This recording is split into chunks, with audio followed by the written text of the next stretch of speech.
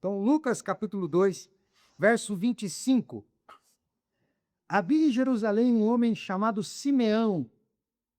Ele era justo e temente a Deus e esperava a consolação de Israel. E o Espírito Santo estava sobre ele.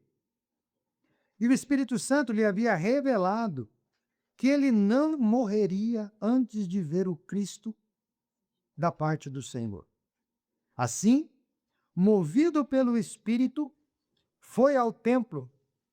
E quando os pais levavam o menino Jesus para fazer por ele o que a ordem ordena, ou conforme ordena a lei, verso 28, Simeão o tomou nos braços e louvou a Deus, dizendo: Senhor, agora podes deixar ir em paz o teu servo segundo a tua palavra, pois os meus olhos já viram a tua salvação, a qual preparaste diante de todos os povos, luz para a revelação dos gentios e para a glória do teu povo Israel. E o pai e a mãe do menino, no caso aqui José e Maria, se admiravam das coisas ditas sobre ele, sobre Jesus, sobre o menino. Amém? Até aqui. Pai, obrigado, Deus, por termos diante de nós esse texto, a palavra do Evangelho. Que ela sirva de alimento nessa manhã, para nos sustentar durante toda a semana. Que o Senhor fale conosco e que desse texto, da Escritura, surjam para nós princípios, verdades, que norteiem a nossa vida, que assegurem a nossa caminhada. É a nossa oração simples, em nome de Jesus. Amém. Amém. Irmãos, certa vez, um homem recebeu uma carta. Hoje é algo já mais fora de moda, né? Escrever cartas para os outros, mas ele recebeu uma carta. E essa carta trazia uma informação que ele nunca esperou na vida, que ele nunca imaginou que pudesse acontecer. E a informação contida na carta é que ele tinha sido agraciado com uma grande herança que foi deixada para ele por um parente que ele não conhecia. Um parente muito distante, que ele não sabia quem era, nem fazia ideia que existia. E essa carta desse parente distante dizia: estou deixando toda a minha fortuna para você, porque descobri que você é sangue do meu sangue, então eu estou deixando para ti. Só que a carta trazia pouquíssimas informações, muito poucas informações, parecia até um golpe. A carta dizia apenas que ele precisava comparecer em uma determinada data, em um determinado local, para receber aquilo que tinham prometido, que havia se prometido na carta. Era a informação que tinha. Deixa minha herança para ti, a minha fortuna, você vai receber essa herança no dia tal, então você precisa ir nesse local. Era só isso que a carta dizia. E aquele homem guardou a carta, contou isso para os outros, muito alegre, e guardou a carta durante anos, aguardando a data. Ainda estava muito longe ainda daquilo acontecer. E aí, nesse período de espera, aparecem os que acreditam, os que não dão opinião e os que desconfiam e não acreditam, que é a maioria, né? Dizendo: rapaz, você é doido, alguém te enganou, mandaram uma carta e você acreditou. Que parente de longe, que fortuna. Você acha que alguém ia lembrar que tem parente na hora que está mal? Não, esquece isso aí. Mas ele, com a carta guardada, ficou lá esperando a data, fazendo suas coisas conforme sempre fez. O tempo passa, ele continua esperando, quando finalmente chega o dia marcado, e ele se dirige ao local combinado na carta e descobre que a promessa era verdadeira. Que realmente ele tinha herdado uma fortuna e que aquilo não era mentira. E aquilo chega na data esperada, mas algo que ele nunca havia esperado, nem cogitado e nem imaginado que pudesse acontecer. E aí uma pergunta cabe nessa história simples. Se fosse conosco, se fosse contigo, se fosse comigo, uma carta como essa prometendo uma herança que a gente não espera de um parente que a gente nunca viu. Se isso acontecesse conosco, qual seria a maior satisfação? Porque a gente tem duas aqui. Mas qual seria a maior? A recompensa de você não ter esperado em vão, a recompensa de você ter esperado e aquilo ser verdade, aquilo já te satisfaria. Ó, esperei e era verdade. Não errei em criar expectativa. Aconteceu. Ou a satisfação de pegar o dinheiro. O que deixaria a gente mais feliz?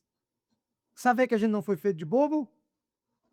Ou, enfim, alguém fazer um Pix de um valor que a gente nunca imaginou ter na nossa conta, porque a gente herdou uma herança que a gente nunca imaginou que existia.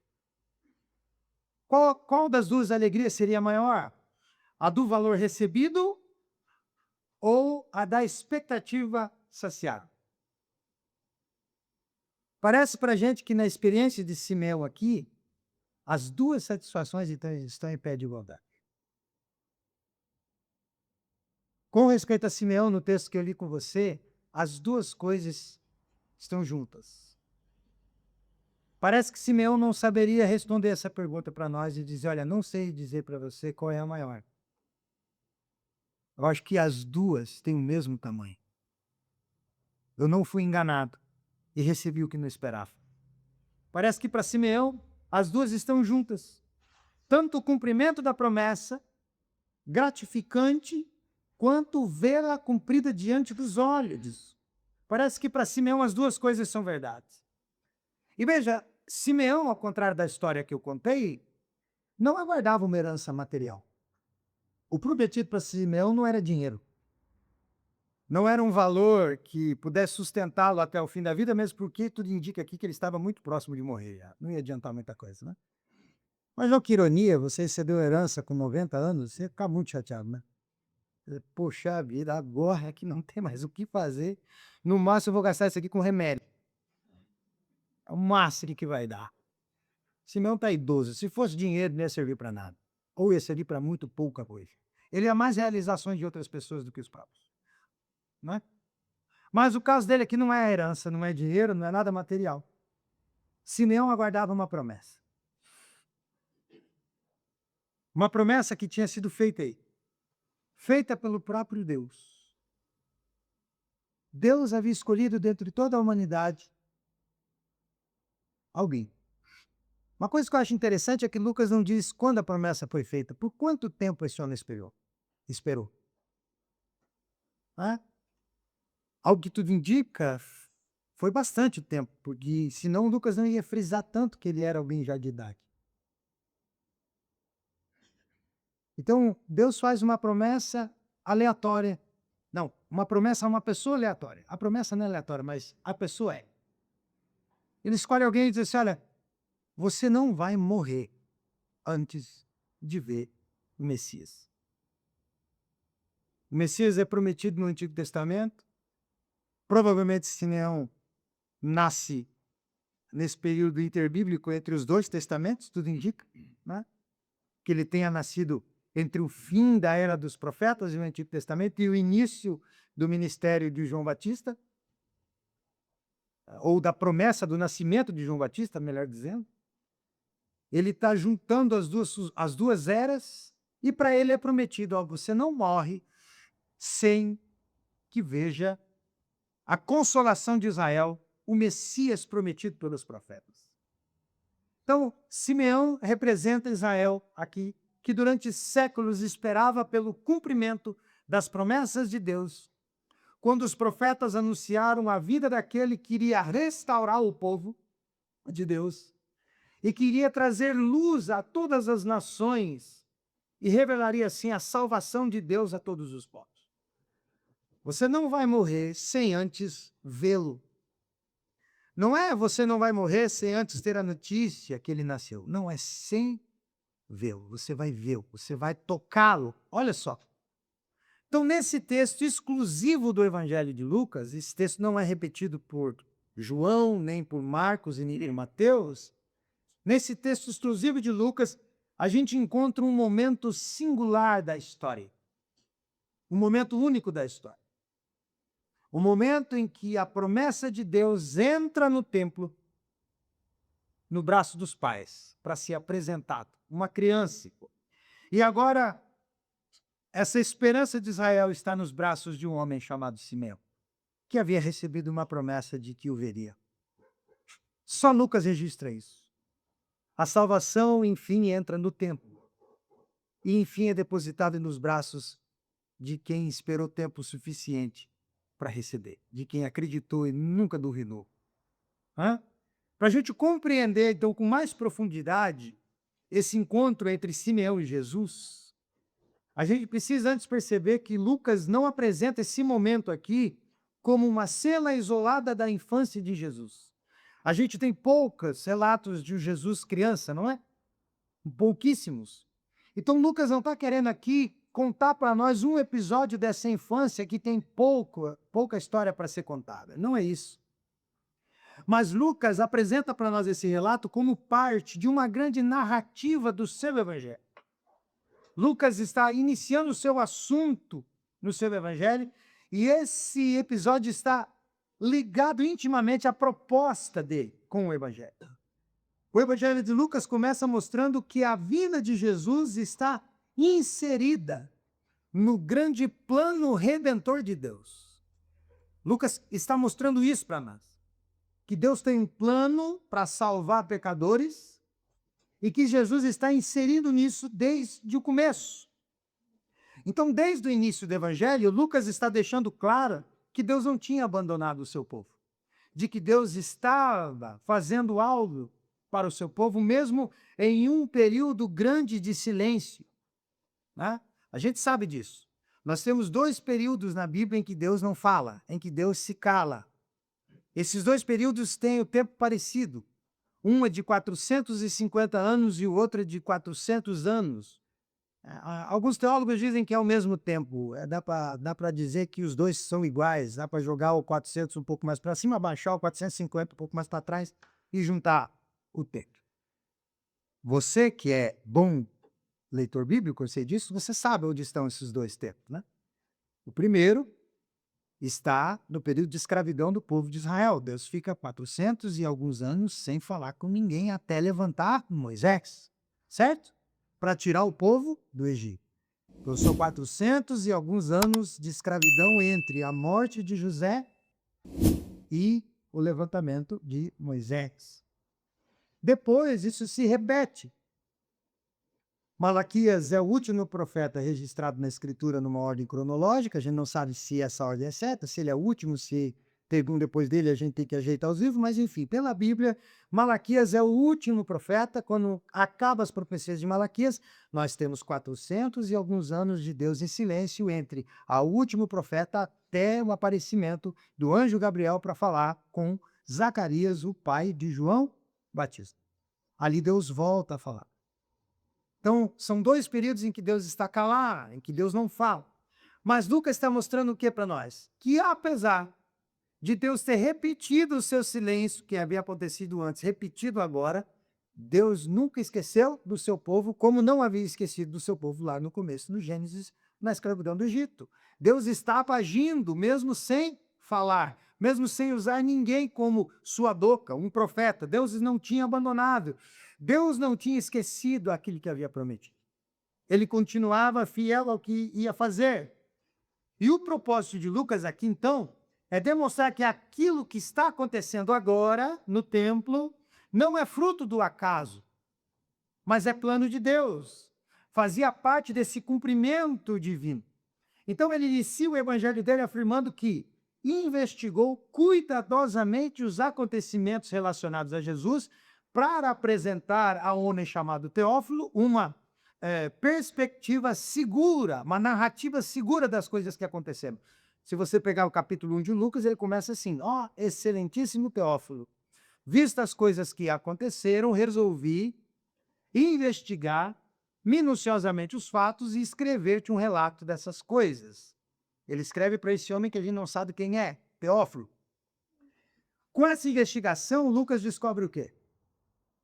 Que há uma promessa e que isso era guardado, que isso não é aleatório. E ele começa a mostrar isso para nós. Como? O capítulo 1, já ele mostra isso. Essa perspectiva no capítulo 1 já aparece de maneira evidente no relato do nascimento de João Batista. João Batista é uma promessa dos profetas também. A voz que clama no deserto queria preparar o caminho para o Messias. Lucas diz, olha, tudo que foi dito está sendo conectado. Nasceu o anunciador. Então Lucas registra, ó, Deus não esqueceu. Nasce primeiro quem vai anunciar. Nasce João Batista, como esse preparador do caminho do Messias. Depois, o mesmo anjo que fala com Zacarias, anunciando o nascimento de João Batista, fala também com Maria, sobre o nascimento do Messias, do Salvador. Então, revela que vai nascer o Messias, tudo está conectado. Chega no capítulo 2, Belém é o local do nascimento de Jesus, mais uma profecia cumprida. Um profeta havia dito isso, que ele nasceria em Belém, cidade de Davi. Então tudo está se encaixando.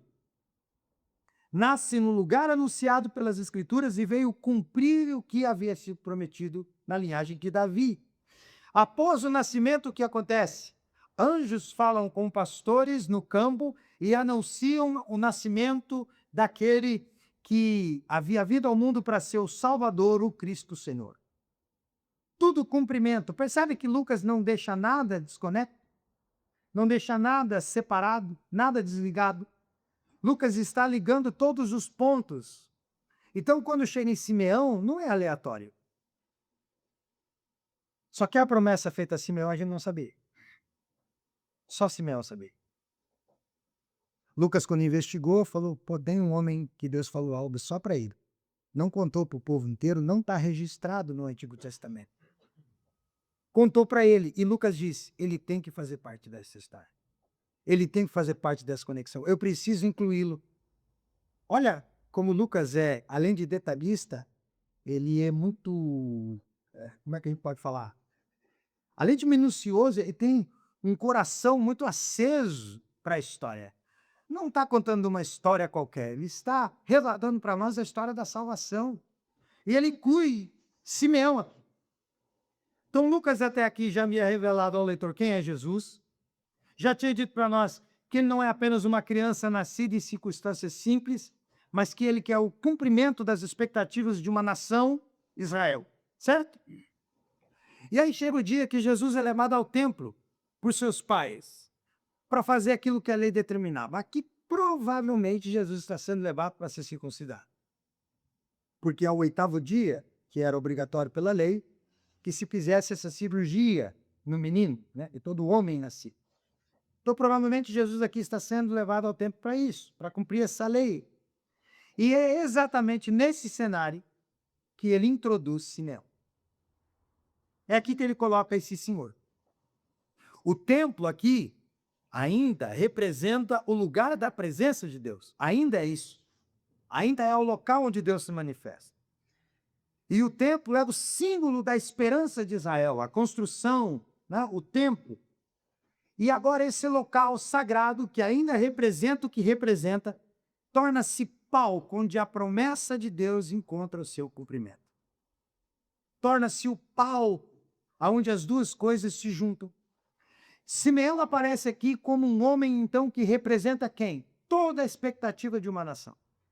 Ele está aqui como símbolo de uma esperança de um povo chamado Israel. Ele representa essa expectativa do Israel fiel, do Israel que aguardava a vinda do Messias, conforme o Antigo Testamento e os profetas escreveram. E o texto diz que ele era justo e piedoso. Simeão ainda era um resquício de um Israel que servia a Deus mesmo pela lei, que tentava, no cumprimento da lei, fazer a vontade de Deus com justiça e piedade. Ele representa não o Israel corrupto, não o templo já comprometido com seus sacerdotes todos corruptos, não representa os fariseus com a sua arrogância, os saduceus com a sua sabedoria falsa. Ele representa aquele israelita justo, piedoso, raiz, que esperava a promessa se cumprir. É esse que ele representa. E essa expressão que ele era o representante, essa expressão de que ele era justo e fiel e piedoso, revela que Simeão viveu a sua vida aguardando a intervenção de Deus. Simeão passou a sua vida aguardando o dia que Deus iria intervir na história do povo. Viveu aguardando o momento em que o Senhor cumpriria as suas promessas, não só para ele, uma promessa particular de que ele veria o Salvador antes de morrer, mas sabendo que ele veria e que aquele seria o Salvador, que Deus cumpriria a promessa para o povo todo. Ele viveu por essa expectativa. Veja, o texto diz que o Espírito Santo já havia revelado a ele que ele não morreria antes de contemplar o Cristo. Você não vai descer ao túmulo, Simeão, antes de vê-lo. Essa é a promessa que Deus fez a ele, pelo Espírito. Então, conduzido pelo Espírito, ele entra no templo no dia marcado por Deus e que ele ainda não sabia qual era. E ele é levado ao templo, o Espírito guia até lá, no exato momento em que José e Maria entram com Jesus. É um encontro marcado por Deus. Simeão vai impelido pelo Espírito, o texto não diz que o Espírito falou com ele, deu o endereço e passou pelo Maps a localização. O texto diz que ele está em casa e ele é impelido. Sabe aquele dia que você diz assim, acho que eu vou em tal lugar hoje. Você chega lá, você diz, olha, eu deveria ter vindo. Não é que eu deveria ter vindo mesmo, eu achei que era aleatória, uma coisa que passou pela minha cabeça. E eu fui, e se eu não tivesse vindo, olha o que eu tinha perdido. É mais ou menos isso. Ele está em casa e diz, quer saber? Vou ao templo. E o Espírito guia. E a mesma coisa acontece numa outra casa, onde dois pais se arrumam e dizem assim, olha, vamos levar já o menino para cumprir a lei? Vamos fazer isso hoje? Não vamos deixar para amanhã, não? Acho que hoje dá tempo. Vamos, a gente vai fazer tempo. As coisas a gente passa lá. E o encontro é marcado por Deus. Para os dois se encontrarem, conduzidos pelo Espírito. E esse encontro entre Simeão e Jesus é, portanto, mais do que o encontro entre um idoso e uma criança. Mais do que o encontro entre um avô e um neto. É muito mais do que isso. É o encontro entre aquilo que Deus havia anunciado, o Cristo, e aquilo que Deus estava concretizando agora, a chegada do Cristo. Era muito mais do que o encontro idoso-criança. Era Deus unindo todas as coisas. A expectativa de alguém que esperava um Salvador e o Salvador nos braços nascido. Esse era o encontro. Quando ele toma Jesus nos braços, Simeão compreende que a longa espera chegou ao fim. A longa espera do povo que aguardava o Messias e a sua longa espera da promessa que Deus havia feito para ele em particular. Chegou ao fim a espera. Quando ele olha para aquela criança, e eu acho interessante porque o texto não diz que teve diálogo, que ele chegou para Maria e explicou. O texto só diz que ele chega e tira o menino do braço dos dois e pega. Ele simplesmente chega. Talvez os dois disseram, não, é um idoso, né? Não vai correr para o menino, ele não consegue. A gente pega aí, deixa ele pegar. Se ele tentar correr, a gente alcança. Ele não corre muito. Porque o texto não diz que teve papo. O texto só diz que ele, quando vê, toma o menino nos braços. Toma o menino nos seus braços já emocionados e diz, os meus olhos viram a salvação. Os meus olhos viram a salvação de Deus. Os meus olhos viram, o dia chegou. Chegou um dia em que o que Deus havia me prometido aconteceu. Essa salvação esperada por Israel não estava mais nas palavras dos profetas apenas, ou nas expectativas de um povo representado aqui por Simeão, mas ela havia se encarnado em uma pessoa, Jesus Cristo. A promessa agora tem um nome, Jesus, o Salvador. E é nesse contexto, então, que Lucas apresenta para nós o quê? A canção de Simeão. Essa que a gente cantou há 3 domingos seguidos. O cântico dele. Lucas diz, façam disso uma música. E alguém fez. Tem um nome em latim para isso aqui. É uma versão até do Projeto Sola. A música do Projeto Sola que canta esse episódio chama Nunc Dimittis, que em latim quer dizer despede agora. Agora eu posso ir embora. Os meus olhos viram a salvação, então nos despede. Canção de Simeão. O que a canção de Simeão revela para nós? A canção de Simeão revela para nós primeiro o quê? Revela que a salvação prometida por Deus só pode ser reconhecida por uma ação de Deus. Deus promete a salvação e é o próprio Deus que conduz a história até chegar no dia da salvação. A canção dele revela para nós que a salvação que Deus promete só pode ser reconhecida quando Deus age para que aquilo aconteça. Veja, Lucas inicia a passagem apresentando Simeão como esse homem marcado por uma expectativa profunda. Você já viveu expectativa que durou muito tempo? As mães aqui, todas que já são mães, viveram 9 meses. Não é? Eu digo 9 meses, mas não se fala meses, né? São semanas, 20 e tantas semanas. Todas aqui já viveram pelo menos uma expectativa se tem um filho só. Todas que são mães, né? No dia que você começa a passar mal, começa a ter ânsia, você vai lá, faz um exame de farmácia, faz um exame de sangue e alguém diz para você, parabéns, você será mamãe. A partir disso são algumas semanas ou 9 meses de expectativa. Não é? Você fica naquela expectativa. Como será o rosto? Será que vai parecer mais com o miserável do pai ou será que vai parecer mais comigo?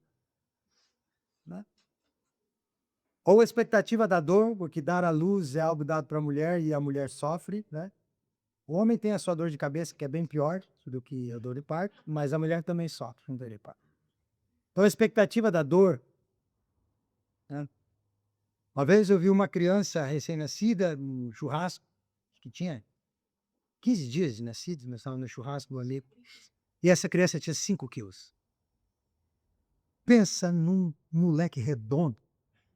E quando eu olhei aquilo, eu falei, meu Deus, é um pacote de arroz de dentro da mulher. Como isso é possível? É só Deus, gente, para fazer um negócio desse para a mulher sobreviver. E sair viva e respirando e chorando, dizendo, dá meus 5 quilos aqui. Se não for Deus para fazer isso, você desiste antes, né? Um pacote de arroz de dentro de uma pessoa. É incrível. E, deixa eu falar, foi normal. Por isso que eu estou insistindo nisso, não foi cesárea, não. Então, imagina. Né? Então, essa expectativa a mulher já tem. Mas vamos para outra. Você já passou por expectativa de algo que havia te prometido e você esperou muito tempo para aquilo acontecer?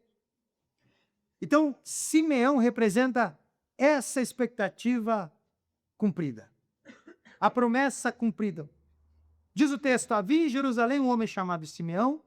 Esse homem era justo e piedoso e esperava a consolação de Simeão. A gente não sabe quantos anos ele tem, a gente só sabe que ele está perto de morrer. Lucas não fala de uma posição social de Simeão, quem ele era socialmente. Não fala se ele tinha alguma influência religiosa sobre alguém, ou se ele era alguém importante na religião, mas Lucas fala apenas de um homem com uma esperança. Simeão representa pessoas simples, anônimas, com uma esperança. Fizeram uma promessa e ele aguarda. É só isso que Lucas mostra. Uma esperança. E dado a idade dele, porque o texto diz que ele não morreria antes de ver Jesus, antes de ver o Salvador. E quando vê, ele diz, pode agora despedir o teu servo em paz, ou seja, agora eu já posso morrer? Imaginamos que esse homem é idoso. Para a expectativa ser grande, conforme o texto mostra, foi prometido para ele quando ele era novo. Então veja, um tempo de espera. Lucas mostra isso. Alguém que espera há muito tempo e chegou numa idade onde ele já poderia dizer, eu não espero mais nada, agora eu já estou na última curva da vida, se não aconteceu até agora, não acontece mais, mas não é o que passa na cabeça de Simeão. Simeão ainda aguarda, mesmo em idade avançada. De quantos sonhos você já desistiu, mesmo sendo ainda jovem? Simeão não desistiu, mesmo já tendo cabelo branco mais do que todos os nossos somados aqui. Ele aguarda, ele espera. Então, Simeão representa, como eu já disse, aqueles que dentro do povo de Deus, Israel, permaneceram fiéis à promessa de Deus, de um Messias e de um Salvador. Então, enquanto muitos haviam perdido a expectativa de uma intervenção divina, mesmo ainda jovens, Simeão continua aguardando o cumprimento da palavra de Deus, mesmo idoso.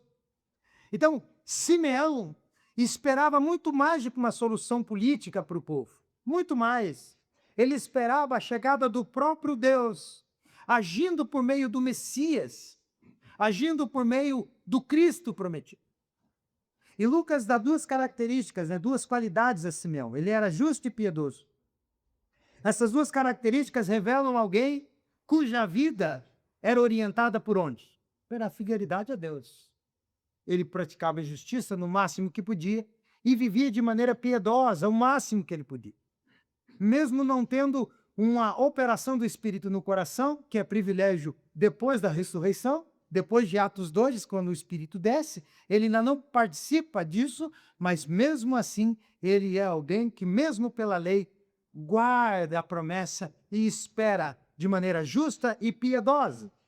Veja, a palavra justo, então, aqui aplicada a Simeão, não quer dizer que ele era perfeito.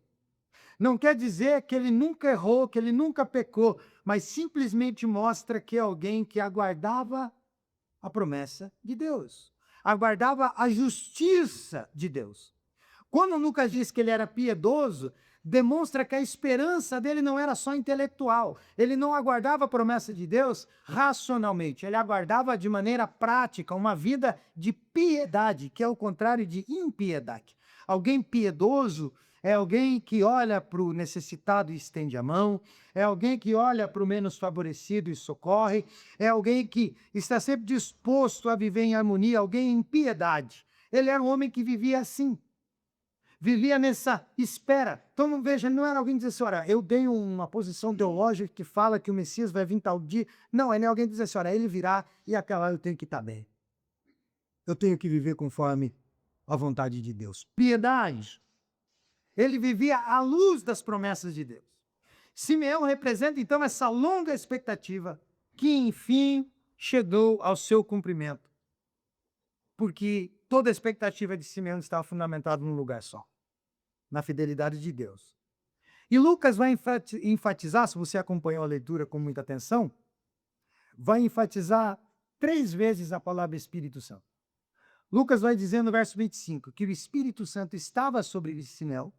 Lucas vai dizer no verso 26 que o Espírito revelou a ele que ele não morreria antes de ver o Messias. E no versículo 27 vai dizer que o Espírito o levou ao templo no dia 7. O moveu. Por 3 vezes, Lucas diz para nós o quê? Que o Espírito trabalhou em Simeão. Que o Espírito estava em Simeão e estava guiando a vida de Simeão. Então, essa repetição de Lucas aqui não é acidental. O que Lucas está dizendo? Lucas está demonstrando que o conhecimento de Jesus não aconteceu por uma percepção humana de Simeão, natural, mas que o reconhecimento de Jesus aconteceu para Simeão porque Deus revelou para ele por meio do Espírito.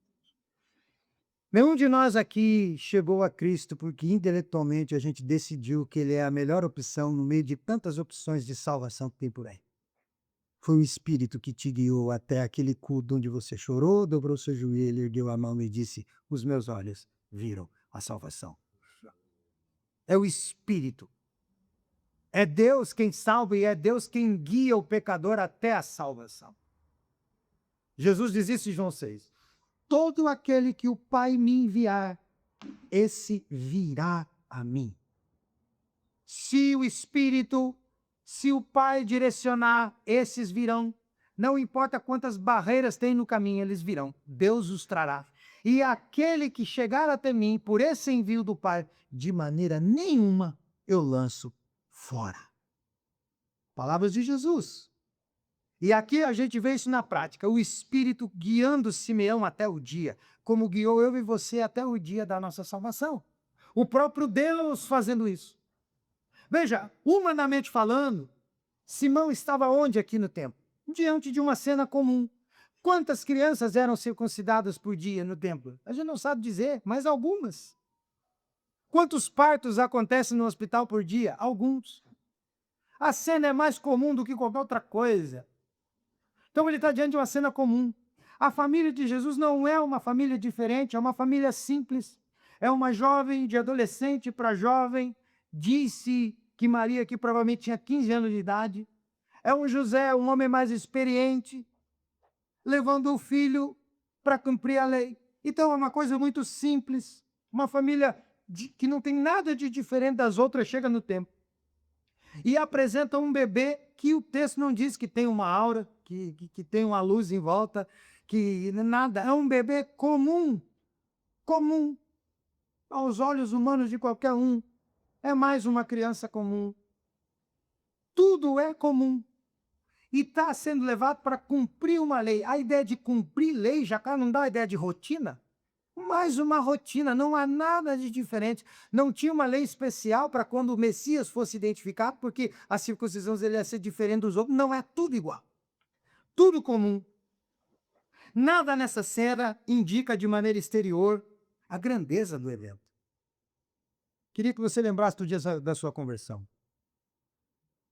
O dia que você se converteu, alguma coisa foi especial? De diferente, só porque foi com você? Não, foi igual. Você foi num culto comum, convidado por alguém que já tinha te chamado 1 milhão de vezes para ir naquela igreja, você nunca tinha ido. E você às vezes foi só para ele parar de encher o saco. Mal sabia você que o Espírito estava guiando você para um dia mais que especial. Por mais que nada exteriormente dissesse que aquilo era especial. Como aqui, não tem nada de diferente. Não tem nada de diferente, não há destaque nenhum. Era uma criança simples. Porém, quando os olhos são iluminados pelo Espírito, Simeão vê o Salvador. Olha só, se torna diferente porque o Espírito revela. Se torna especial porque o Espírito Santo diz, Simeão, cuidado, não é uma cena qualquer. O que você lembrou agora aí? Moisés. Moisés viu uma sarça pegando fogo. No deserto, sarças pegam fogo. Sempre. Por quê?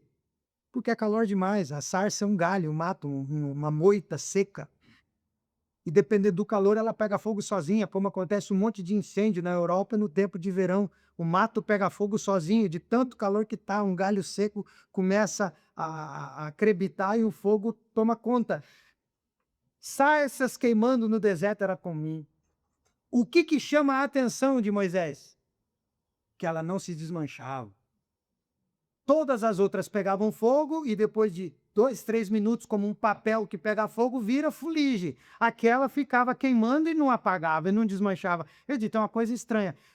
Quando ele pisa, diz o quê? Cuidado, tira a sandália, porque onde você está é lugar santo. Aqui é mais uma criança com mais 2 pais, com mais um sacerdote, com mais uma lei, com um templo, com as mesmas rachaduras, com as mesmas imperfeições da pintura, se é que pintavam, ou sei lá o quê. Mas aqui o espírito de Simeão, cuidado, você está diante de algo especial, por mais que pareça comum. Eu não sei você, mas eu me lembro do dia da minha salvação. Era mais uma noite igual qualquer outra, num lugar como eu já tinha visitado inúmeras vezes, apesar de ser a primeira vez de ter ido àquele lugar, mas ele se confundia com um monte de lugar que eu já tinha ido. Porém, Deus disse, hoje é diferente, meu amigo. Deus faz diferente o comum. Quando Ele quer salvar, Ele faz diferente uma coisa que você já viu 1 milhão de vezes. Ele te abre os olhos para você enxergar aquilo do jeito que está acontecendo. Quando Simeão olha, não é uma criança comum, é um Messias. Ele havia prometido que eu não morreria sem vê-lo, e eu vi. Isso demonstra para nós o quê, irmãos? Uma verdade fundamental. A identidade de Cristo não é reconhecida pela observação humana. A identidade de Cristo só é reconhecida por uma inspiração divina. É só por uma revelação de Deus. Por isso você já falou de Jesus para aquela pessoa várias vezes e ela sempre pisou no teu apelo, sempre ignorou o teu apelo, sempre disse, me leve para a igreja, porque o Espírito é quem faz isso. Não nasce da observação humana, nasce da revelação de Deus. O mesmo Espírito que conduziu Simeão ao templo foi aquele que abriu seus olhos para reconhecer quem estava diante dele. O Espírito abriu os olhos desse homem. Então Lucas apresenta aqui o início de uma continuidade de todo o evangelho de Lucas. E o que Lucas quer dizer com o seu evangelho de maneira contínua? Deus é aquele que revela a sua obra e conduz os seus servos a participarem dela. É Deus que salva. É Deus que conduz todo o plano. Simeão não estava apenas no lugar certo e no momento certo, como a gente costuma dizer, né? Eu estava no lugar certo e no momento certo.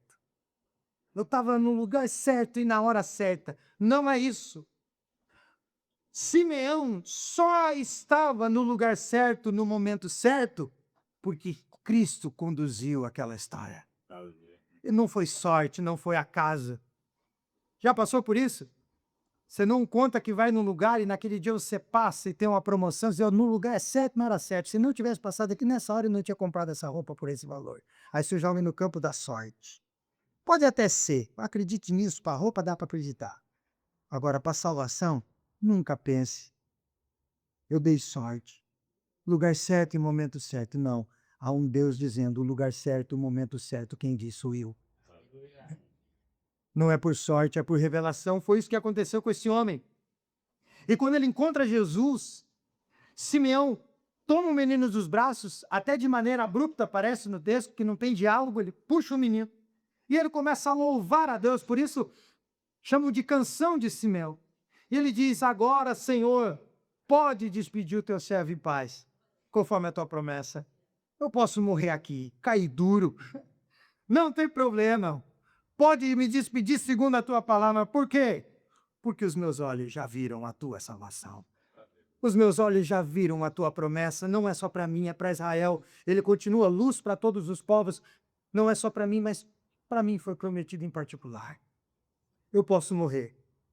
E essa declaração de Simeão é o ponto central da passagem. É o ponto central. Observe que Simeão não diz, os meus olhos viram uma solução para o mundo, os meus olhos viram uma solução econômica, os meus olhos viram uma solução social. Não. Ele diz, os meus olhos viram a tua salvação. Simeão não diz, olha, encontrei a solução para os problemas de vocês, tchau, vou morrer, eu sou alguém prometido. Não, ele diz, é a solução para mim com 90 anos. Eu preciso dele. Eu preciso do Cristo tanto quanto quem nasceu agora. Crianças que estavam sendo apresentadas no mesmo dia, cumprindo a mesma lei, precisavam daquela criança para poder continuar vivendo para Deus. Entende isso? Não é aleatório. Os meus olhos viram a tua salvação. A salvação de Deus, então, gente, não era simplesmente um evento no futuro mas agora era uma realidade presente. Jesus é a salvação em pessoa. Não é uma salvação intelectual, é uma salvação que respira, que dá para pegar no colo, que sorri quando faz cuti-cuti na barriga. É um ser. Aquilo que os profetas anunciaram durante séculos, agora estava diante dos olhos de Simeão, e não só diante dos olhos dele, mas estavam no seu colo, estavam nos seus braços. Em outras palavras, a esperança tinha encontrado um rosto. E a redenção agora tinha um nome. Jesus. Imagina a surpresa para Simeão. Né? Mas eu gosto de imaginar que foi uma surpresa. O Messias não nasce pronto. O Messias não vem como um guerreiro que surge do nada, já parecendo o Dwayne Johnson, o The Rock, né? Já todo musculoso, com espada na mão, dizendo, vim salvar vocês. Não. Ele nasce. É bebê. Dá para pegar no colo. Dá para olhar para ele e percebê-lo às vezes mais frágil do que nós, quando na verdade de fragilidade ele não tem nada. Ele diz, é isso. A salvação tem um rosto. A redenção tem um nome, Jesus. A primeira grande verdade desse texto, qual é então, irmãos? A canção de Simeão. É que a salvação prometida por Deus só pode ser plenamente reconhecida quando o próprio Deus abre os nossos olhos para ela. Como aconteceu no seu dia, e se você ainda não é um salvo, pode ser hoje o dia, o Espírito pode ter te guiado aqui para você ouvir isso. E agora está acontecendo alguma coisa no seu coração que só você e Deus sabem. Como aqui, era tudo comum, mas só Simeão e Jesus sabiam. E Jesus é uma criança, não tem nem como interagir, não tem nem como conversar, é só contemplar. A canção de Simeão, primeiro, revela para nós que a salvação prometida só pode ser reconhecida pela ação de Deus. Segundo, a canção de Simeão revela que quando somos encontrados pelo Cristo, nós não esperamos mais nada dessa vida. Quando Simeão toma Jesus nos braços, ele pronuncia uma das declarações mais profundas do Evangelho de Lucas. Ele diz, agora, Senhor, podes despedir do teu servo em paz. Não parece estranho? Se aguarda uma coisa e diz, agora que eu vi, eu posso morrer. Ou seja, não vou nem desfrutar. É como eu falei, ganhar uma herança em dinheiro com 90, 95 anos, parece que quem faz de sacanagem. Eu vou gastar com o quê? Eu estou morrendo. Não parece brincadeira? A Simeão não vê como uma brincadeira, ele diz, agora eu posso morrer. Agora a morte vale a pena. Eu já vivi tanto esperando que quando chegou, pode me levar. Segundo a tua palavra. Essa frase de Simeão revela o quê? Que o encontro com Cristo produz em nós uma mudança completa sobre perspectiva de vida. No dia que você encontra Cristo, todo o resto perde valor, a ponto de você dizer, posso morrer agora. Não tem problema se eu tombar agora, porque todo o resto perde valor diante de encontrar o Cristo. Simeão não está dizendo que a vida perdeu o valor das experiências do mundo. Se ele era avô, ele não perdeu a experiência de ter sido avô. Se ele era pai, não perdeu a experiência de ter sido pai. Não, não é disso que ele está falando. Ele está falando de expectativa das coisas dessa vida. Elas caem diante do Cristo. Todas perdem importância. Ele está declarando que finalmente encontrou aquilo que dava sentido a todas as coisas. Ele encontrou aquilo que dava sentido a tudo. Durante toda a sua vida, ele esperou por aquele momento, o momento da salvação. Esperou a consolação de Israel, esperou a manifestação do Messias. E quando finalmente ele encontra o Cristo, o Messias, ele compreende que nada mais poderia superar aquela experiência. Numa linguagem bem jovial, ele zerou o game. Eu zerei o game. Eu zerei tudo. Quem gosta de desenho aqui? A gente assiste desenho lá em casa. Tem uma cena no Toy Story 2. No começo do desenho, essa cena aparece e ela vai aparecer no final. E eu fico impressionado como esses caras são tão inteligentes e sagazes para contar uma história. No começo, você vê o Buzz Lightyear, o astronauta, brinquedo, indo atrás do Zurg, que imita o Darth Vader, né? É uma representação do Darth Vader. E aí você percebe que o começo do desenho, o embate entre os dois, dá numa tela e o dinossauro, o Rex verdinho, o tiranossauro, ele está jogando com controle, ele não consegue matar o Zurg e o Buzz morre no jogo. Aí você percebe que o início do desenho é um dinossauro jogando videogame. E aí ele diz, olha, chega na última fase e não vai, eu perco com o Zurg. Aí o desenho passa e lá no final, estou dando spoiler, né, se você não assistiu, o Zurg é um boneco, um brinquedo que aparece e o Buzz está lá, né, lutando com ele para eles voltarem para a casa do Andy. E aí é o Rex quem salva o Andy, o Buzz e tudo, derrubando o Zurg na vala do elevador. Que ele cai, o boneco cai. E é o Rex quem faz isso. E aí lá na última cena, o porquinho está jogando o jogo e dizendo, Rex, me ajuda aqui a passar, não consigo matar o Zurg. O Rex diz, eu não jogo mais videogame. Eu estava lá. Eu derrubei o boneco. Sei para mim agora. Entende o que eu quero dizer? Simeão está dizendo o que aqui? Eu zerei o jogo. Não no game, mas na verdade eu vi o Messias. Senhor, acabou. Eu tenho tudo. Eu tenho tudo.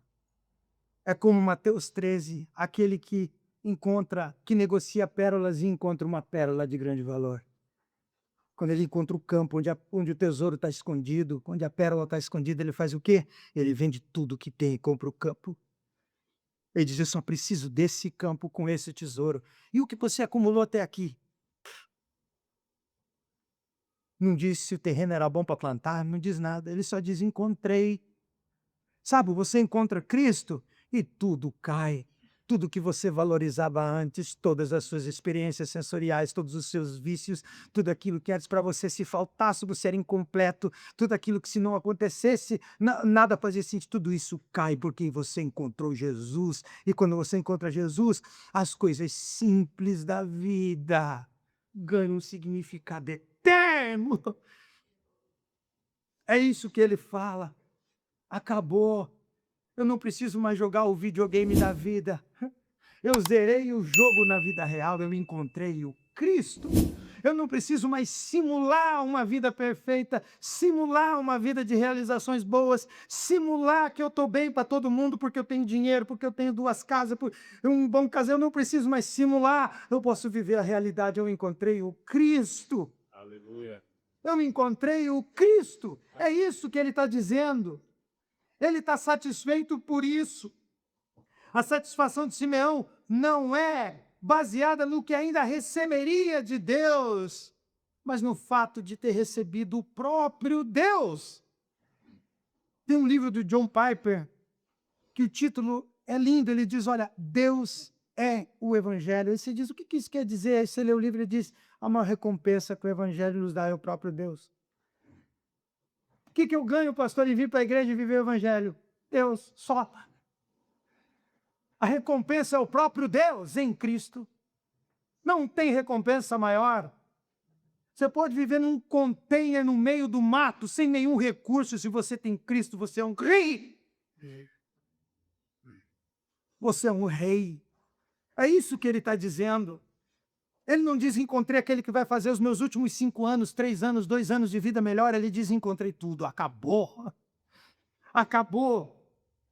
Essa é a diferença entre aqueles que só buscam as bênçãos que Deus pode dar e aqueles que encontram o próprio Cristo como a maior bênção que se pode receber. Glória a Deus. É isso.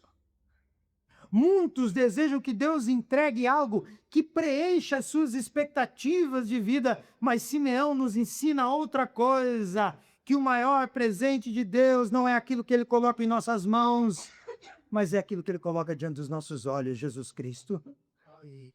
Jesus Cristo é esse presente maior do que qualquer coisa. Por isso, depois de encontrar Cristo, Simeão poderia sentir a paz, de fato. E a paz de Simeão, segundo o texto, não vem de uma vida resolvida porque ele encontrou Jesus. Não vem de uma vida resolvida nos aspectos terrenos porque Jesus apareceu para ele no templo como uma criança. Veja, ele ainda está vivendo num mundo marcado pelo pecado. Ele ainda está vivendo num Israel que enfrenta uma opressão romana. A realidade ao redor dele não mudou nenhuma, continuou tudo igual. Mas agora havia algo que o mundo não poderia mais tirar dele. Ele havia contemplado a salvação de Deus e pegou ela no colo de Jesus Cristo. Percebe que ao vir para o Evangelho, o teu entorno não muda, gente. Só porque você ficou crente não quer dizer que quem te odiava vai passar a te amar, porque vai dizer, agora tem que amar, ele virou crente, agora ele tá bonzinho. Não, vai te odiar mais, hein? Não muda nada, quem não gosta de você vai continuar não gostando. Quem quer ver você por baixo em qualquer situação vai querer continuar vendo você por baixo. Isso não muda. Quem desconfia e diz, não vai dar certo, é sempre a mesma coisa, ele diz que vai, nunca vai. Vai continuar achando igual. Não é para os outros, é para ti. Você não precisa provar nada para ninguém, você só precisa olhar para o Cristo e dizer, zerei a vida. Zerei a vida. Eu contemplei a salvação. Quando Cristo é encontrado, as coisas desse mundo deixam de ocupar o lugar que pertence somente a Deus. Entende? Por isso a gente abre mão. Aquele que encontrou o Cristo descobriu que a sua maior necessidade já foi satisfeita. Aí não há nada mais que te deixe apreensivo porque você tem Jesus. Quando isso acontece, gente, nenhum encanto dessa terra nos sequestra mais. Nenhum encanto dessa terra nos seduz mais.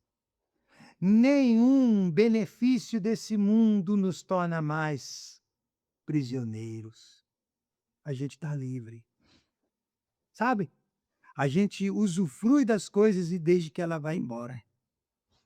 A gente não fica mais preso a coisas materiais. Quando cai na nossa mão, a gente usa até gastar.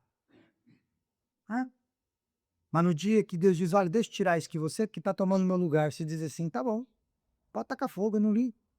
Eu tenho o Senhor. Eu tenho o Senhor.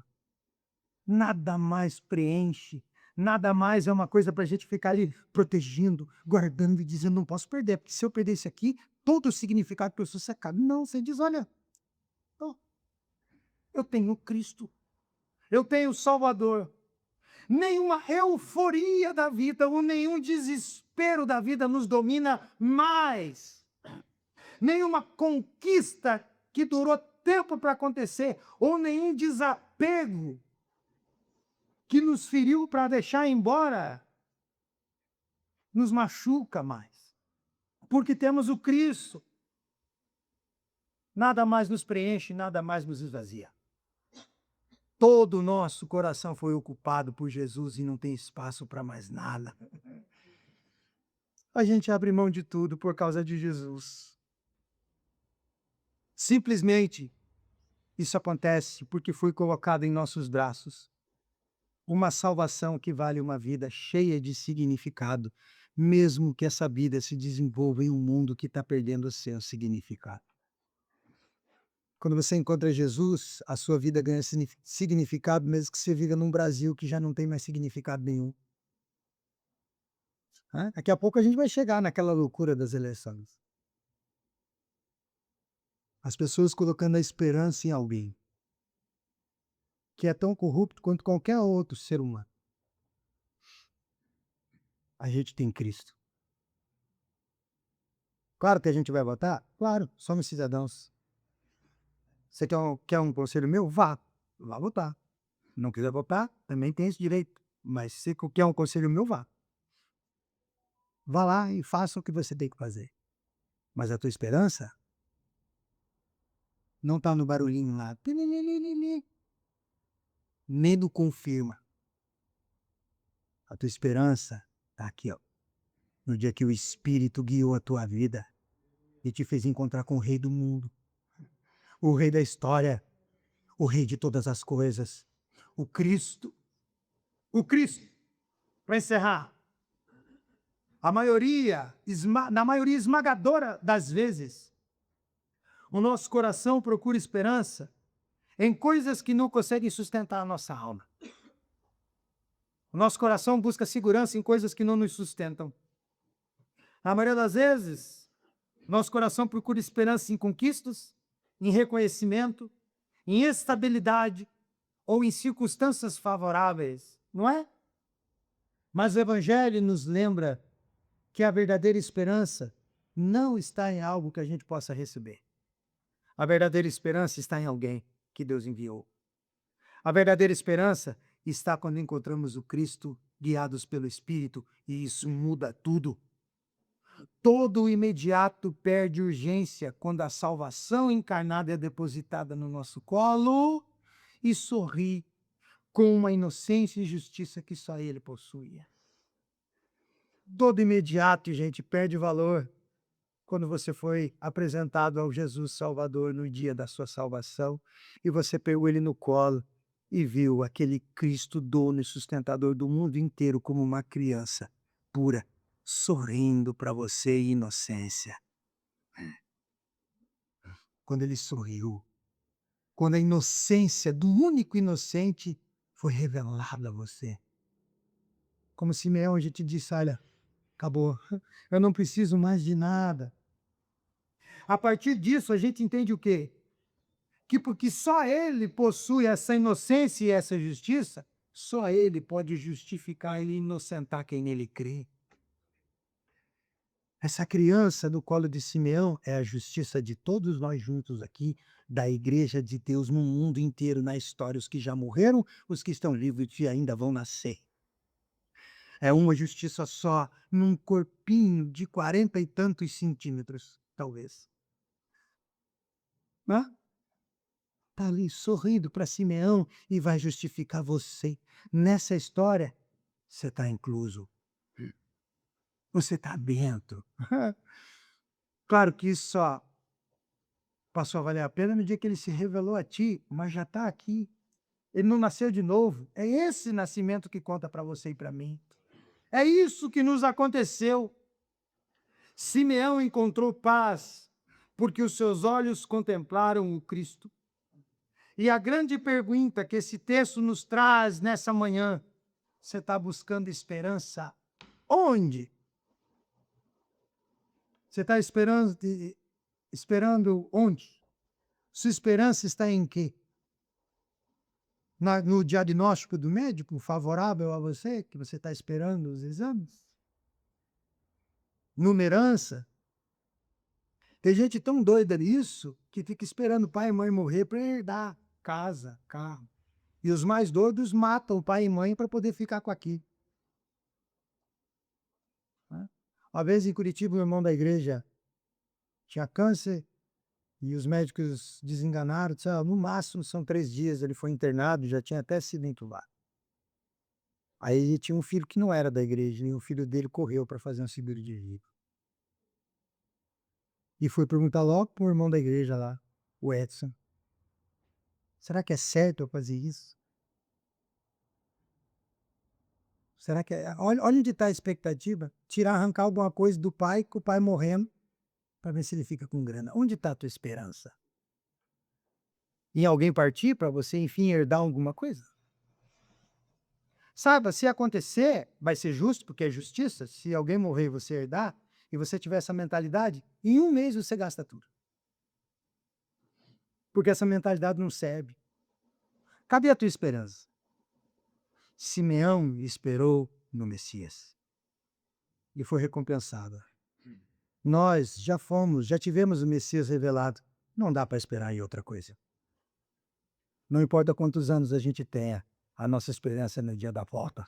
Um dia esse céu vai rasgar, vai tocar uma trombeta e ele vai dirá, vinde benditos de meu Pai para o reino que está preparado antes da fundação do mundo, antes que você existisse, antes que você sorrisse, antes que caísse seus dentes de leite, antes que nascesse o primeiro fiapo de cabelo na sua cabeça. Estava pronto, construído para ti. E aí é o Cristo. E aí o que sobra? Eu não sobra mais nada. A gente só tem Ele. Aí a gente vive essa vida como um herdeiro, tudo que vem à mão a gente usufrui, tudo que vai embora a gente dá tchau. Porque a gente tem um Cristo. Meu tio morreu com 90 e tantos anos e eu vi minha mãe chorando. Eu falei, quem chora depois de ter enterrado pai, mãe e tanta gente? É só quem tem esperança da ressurreição que se emociona. Mesmo tendo visto o irmão sofrendo no final, dizer a morte foi uma coisa boa, 90 e poucos anos, para que ele viver mais? Tá bom, descansa. E tá lá minha mãe chorando, o irmão mais velho. E eu olhei para aquilo e disse, essa é a graça do Evangelho. Você se despede até de quem você acha que foi bom ele ter morrido e ter parado de sofrer. Você sente falta de alguém que você viveu mais de 90 anos do lado e diz, pô, não teve bom 90 anos, você queria mais. Mas você se emociona por quê? Porque a esperança da vida eterna, a esperança da salvação, porque um dia Jesus nasceu, foi colocado no colo de Simeão, hoje a gente espera com confiança. Cadê a tua confiança, meu irmão? Onde está a tua esperança? Aonde que ela está? O Evangelho nos revela a experiência de Simeão, que deve ser a experiência de todos nós. Esperar, reconhecer e descansar na fidelidade daquele que nos prometeu um Salvador e cumpriu. O próprio Cristo. Eu não sei o que você trouxe nos seus braços hoje quando entrou aqui, mas a minha vontade é que você saia daqui com Jesus no colo. Dizendo, Pai, pode despedir o teu servo, os meus olhos viram a tua salvação. Eu posso não ter o que almoçar daqui a pouco, mas eu tenho Cristo. Eu posso não ter certeza se amanhã eu tenho meu emprego ainda, mas eu tenho Cristo. Eu posso ainda não saber o orçamento daquele conserto que eu vou ter que fazer naquele negócio que vai me arrancar um rim, mas eu tenho Cristo. Eu posso não saber se o meu casamento dura até amanhã, mas eu tenho Cristo. Entende? Supera todas as coisas. Coloque-se de pé, por gentileza.